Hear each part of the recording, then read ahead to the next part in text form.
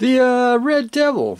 I finished up the cockpit. I got everything dry brushed in there, and then got the canopy glued down. And I didn't use model glue for gluing the canopy down. I used micro crystal clear. So I just basically took a toothpick, put a little bead around it, and clamped it down, and it is good and tight. Basically, what I got to report on, what I did next was airbrush some Future on, and I didn't airbrush the whole model. I basically airbrushed the put Future on the tail fins, spots where the decals will go, and so forth. I never shoot the whole model, just it's unnecessary. However, I will seal the model with Krylon crystal clear. That way it'll protect the paint, but for future gloss coat, I just do the areas that need to. I did get one decal on. That's this one right here. Decal sheet's pretty excellent. It's not too thick, not too thin, and it did not tear or anything, so should be easy to rock and roll on it. What's crazy is you get basically two versions. You get the Canadian F18 and then the Red Devil one, and basically with all the decal sheet you pretty much just use that. But anyway, I'm going to start decal duty.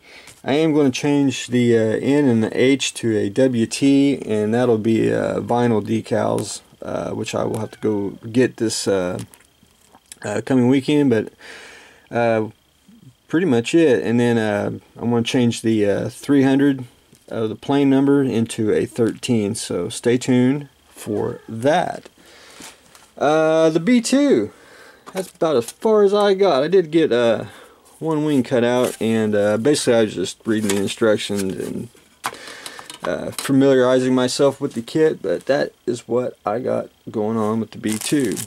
The David, I did get the base coat on.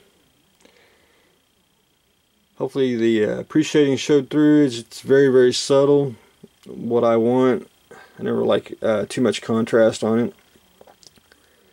My next thing that I want to do is mix a little bit of the base color and a little bit of white, and just do a little bit of highlights on it, and then do a little bit of dry brushing, because I got to do the boiler and get the cold pop, and probably just do a little bit of weathering. I mean, very, very minute, and then slap this on a base and take pictures of it so I can send them to flagshipmodels.com. And that's where a couple more days on the David, and I should be done with it, and then I can start the Jackson over there. So I'm looking forward to that. Still working on the Stormtrooper, which I haven't really decided what base I kind of want to do. I want to do simple groundwork, but I also kind of want to do almost like a detention block, just a little bit of a diorama, but not too much. But I'll figure it out what I want to do and just keep it simple. That's the game plan on that. The Mcquarrie Xwing. Last I left off on that, I did get everything masked off. I did get the darker side gray on. I did mask off and get the orange stripes.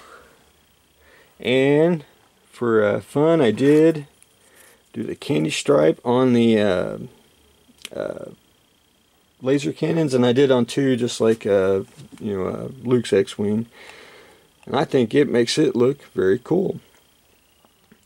Also wanted to I'm basically down to painting the tile, and then I just got to do a little bit of shading just to blend it all in, to give it a little bit of definition.